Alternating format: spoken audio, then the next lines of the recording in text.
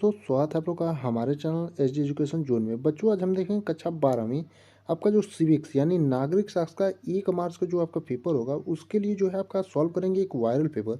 और इस पेपर में जो है आपको जितने भी प्रश्न आपको कराए जाएंगे सभी आपके महत्वपूर्ण प्रश्न होंगे। यानी आपको जो 1 मार्च का नागरिक शास्त्र का पेपर होगा, उसमें यहाँ से प्रश्न आपको देखने को जरूर मिलेंगे। तो उससे पहले अगर आप लोग चैनल पर नए हैं तो चैनल को सब्सक्राइब कर लीजिएगा और वीडियो को जो है लाइक करिए और अपने दोस्तों के साथ ज़्यादा से ज़्यादा शेयर करिए। तो देखते हैं पहले सबसे पहले बहुविकल्पी प्रश्न, क्योंकि आपके जो है 10 बहुविकल्पी प्रश्न आपके पेपर में पूछे जाएंगे।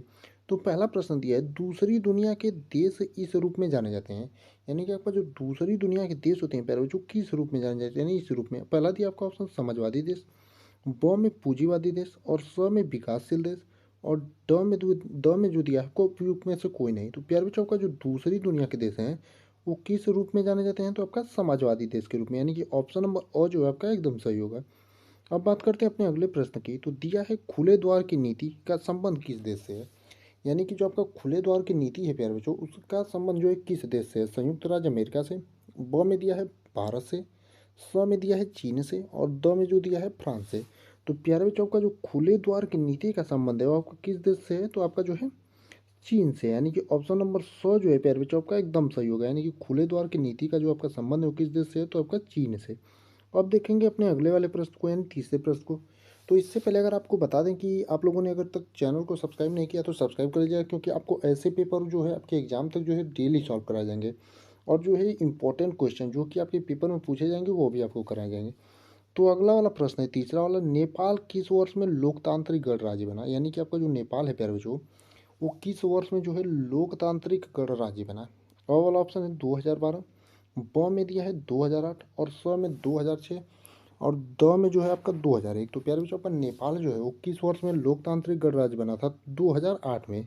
यानी कि आपका जो ब वाला ऑप्शन है आपका एकदम सही होगा। अब बात करते हैं अपने अगले प्रश्न की। तो दिया है संयुक्त राष्ट्र संघ के झंडे में किस वृक्ष की पत्तियों का प्रयोग किया गया है। यानी कि आपका जो संयुक्त राष्ट्र संघ का झंडा है उसमें किस वृक्ष की पत्तियों का जो है प्रयोग किया गया है। अ में दिया है आपका पीपल, ब में दो दिया है नीम, स में जैतून और द में आम। तो प्यारे बच्चों का जो संयुक्त राष्ट्र संघ का झंडा है उसमें जो है आपका जैतून की पत्तियों का प्रयोग किया गया, यानी कि आपका जो ऑप्शन नंबर स है आपका एकदम सही होगा। अब अगला वाला प्रश्न दिया है, संयुक्त राष्ट्र संघ का कौन सा अंग अब क्रियाशील नहीं है। यानी कि संयुक्त राष्ट्र जो संघ है प्यारे बच्चों, उसका कौन सा अंग जो है आपका क्रियाशील नहीं है। आर्थिक एवं सामाजिक परिषद, ब में दिया है न्याय परिषद, द स में दिया है सुरक्षा परिषद, द में अंतर्राष्ट्रीय न्यायालय। तो प्यारे बच्चों का जो संयुक्त राष्ट्र संघ का न्याय परिषद है वो अब क्रियाशील नहीं है, यानी कि ऑप्शन नंबर ब जो है आपका एकदम सही होगा। अब बात करते हैं अपने अगले प्रश्न की, यानी छठवें वाले की। निजाम का संबंध भारत की किस रियासत से माना जाता है। यानी कि जो निजाम है उसका संबंध जो है भारत की किस रियासत से माना जाता है। अ में दिया है जम्मू कश्मीर, ब में जूनागढ़, स में भोपाल और द में हैदराबाद। तो प्यारे बच्चों का जो निजाम है उसका संबंध आपका किस रियासत से माना जाता है, तो आपका हैदराबाद से। यानी कि द वाला जो आपका ऑप्शन है एकदम सही होगा। यानी कि निजाम का जो संबंध है प्यारे बच्चों आपका जो है किस रियासत से माना जाता है, हैदराबाद। तो प्यारे बच्चों, इसमें जितने भी प्रश्न आपको बहुविकल्पी हो या लिखने वाले सभी प्रश्न जो है आपको आंसर के साथ दिए जाएंगे और बहुत ही इंपॉर्टेंट प्रश्न होंगे। अगला है, भारत ने किस पड़ोसी देश के साथ पंचशील समझौता किया। यानी भारत जो था उसने किस पड़ोसी देश के साथ जो है पंचशील समझौता किया। अ में चीन, ब में नेपाल और स में भूटान और द में जो है श्रीलंका। तो भारत ने जो है प्यारे बच्चों आपका जो है चीन के साथ पंचशील समझौता किया था, क्योंकि जो है चीन वाले भी बौद्ध को धर्म को मानने वाले थे, गौतम बुद्ध को, और जो है आपका भारत वाले भी गौतम बुद्ध को। तो इसीलिए जो है इनके साथ जो है पंचशील समझौता किया गया था। अब बात करते हैं अपने अगले प्रश्न की, यानी कि आठवें वाले की। तो 1975 में घोषित राष्ट्रीय आपातकाल संविधान के किस अनुच्छेद के अंतर्गत लाया गया था।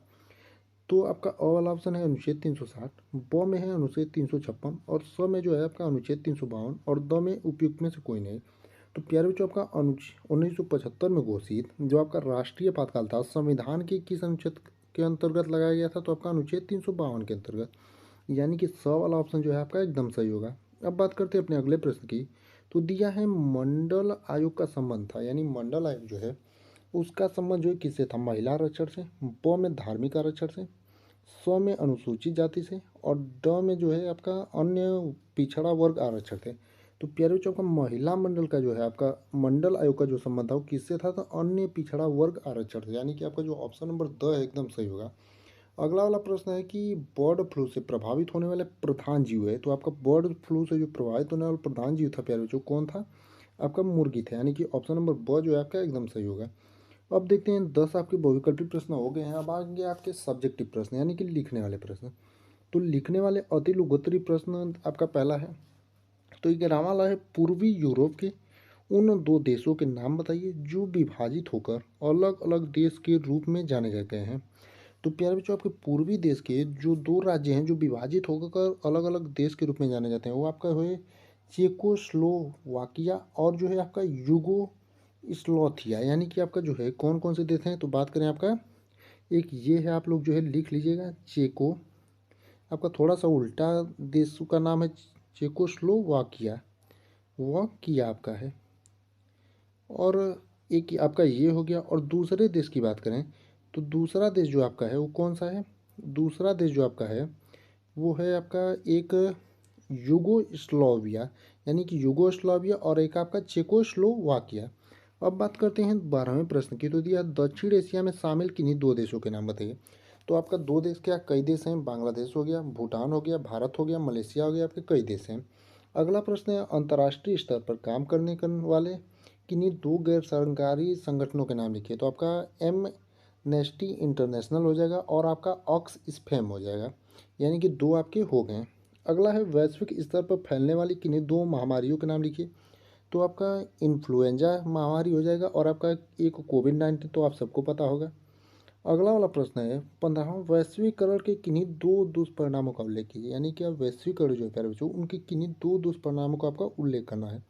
तो एक आपका आर्थिक असंतुलन आ जाता है, दूसरा आपका देशी उद्योगों पर जो है प्रभाव आ जाता है।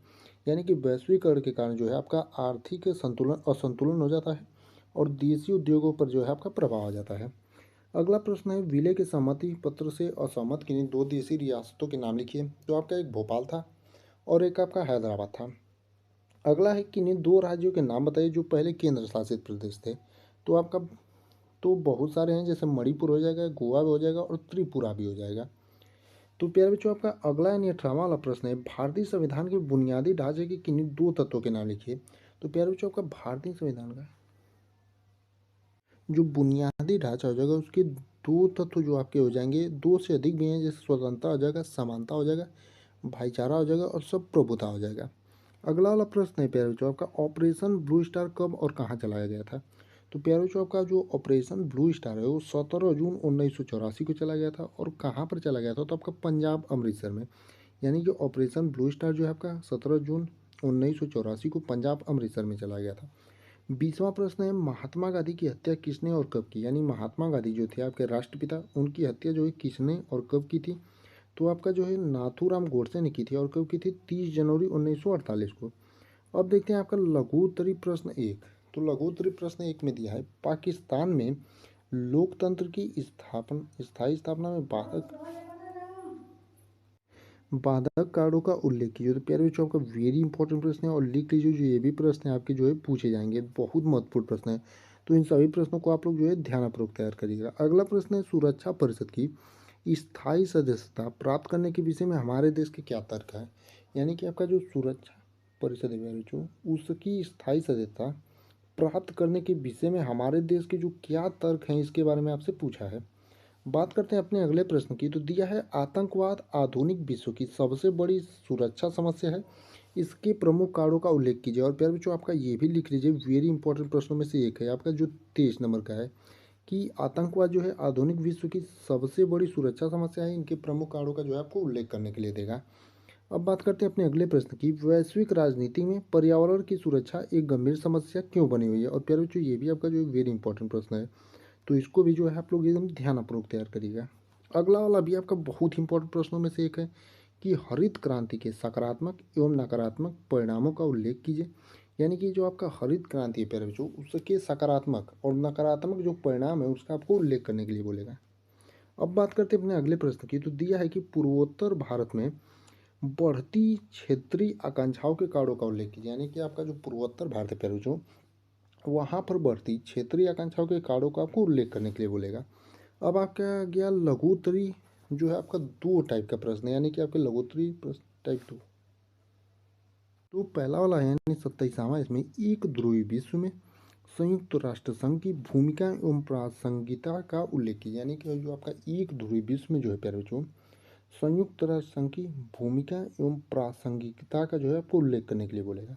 अगला और बहुत ही महत्वपूर्ण प्रश्नों में से आपका एक है प्यारे बच्चों, कांग्रेस में विभाजन के प्रमुख कारणों का उल्लेख कीजिए। और लिख लीजिए, ये भी जो है आपका 1 मार्च के पेपर में एकदम 100% आएगा कि कांग्रेस में विभाजन के प्रमुख कारणों का उल्लेख कीजिए। अगला वाला है, भारत में देशी रियासतों के विलय की प्रक्रिया एवं इसकी बाधाओं की समीक्षा कीजिए। आपका बहुविकल्पी में भी ये प्रश्न था कि भारत की जो देशी रियासत थी, विलय की प्रक्रिया में जो है कौन सी दो देशी रियासत जो थी वो सबसे बाद में आई। तो आपका जो है इसको बाधाएं, इसमें क्या क्या बाधाएं थी भारत के देशी रियासतों को विलय करने में, इसके बारे में आपको बताना है। तीसरा प्रश्न है, भारतीय जनता पार्टी की सफलता के लिए उत्तरदायी मुख्य कारणों का वर्णन कीजिए। यानी कि जो बीजेपी है उसकी जो है सफलता, यानी भारतीय जनता पार्टी की सफलता के जो उत्तरदायी यानी मुख्य कारक है उनका आपको वर्णन करने के लिए बोलेगा। अगला यानी दीर्घोत्तरी प्रश्न है और बहुत ही महत्वपूर्ण प्रश्न है। दीर्घोत्तरी में भी आपको दिए गए हैं 4 प्रश्न इसमें है। अथवा करके आपको जो है कोई एक करना रहेगा, यानी कि अथवा करके दो दो प्रश्न है और कोई एक इसमें से करना रहेगा। जैसे आपका बहुत ही महत्वपूर्ण एक तीसरा है, विदेशी नीति का निर्धारण घरेलू आवश्यकताओं और अंतर्राष्ट्रीय परिस्थितियों के दोहरे दबाव में तय किया जाता है। भारत द्वारा अपनाई गई विदेशी नीति के इतिहास से जो है उत्तर की पुष्टि कीजिए। और प्यारे बच्चों, जो है आपका बहुत ही महत्वपूर्ण प्रश्न है ये भी, यानी वेरी इंपॉर्टेंट प्रश्नों में से एक लिख लीजिए। यानी कि भारत विदेशी नीति का जो है घरेलू आवश्यकताओं और अंतर्राष्ट्रीय परिस्थितियों के दोहरे दबाव में तय किया जाता है। और भारत द्वारा अपनाई गई विदेशी नीति के इतिहास से उत्तर की पुष्टि कीजिए। या फिर अथवा में आपको दिया है 1975 में लगाए गए आपातकाल के प्रमुख कारणों एवं परिणामों का विश्लेषण कीजिए। देश की राजनीति को आपातकाल ने किस प्रकार प्रभावित किया। यानी कि आपका जो 1975 में जो है आपातकाल लगाया गया था उनका जो है प्रमुख कारणों एवं परिणामों का जो है आपको विश्लेषण करना है।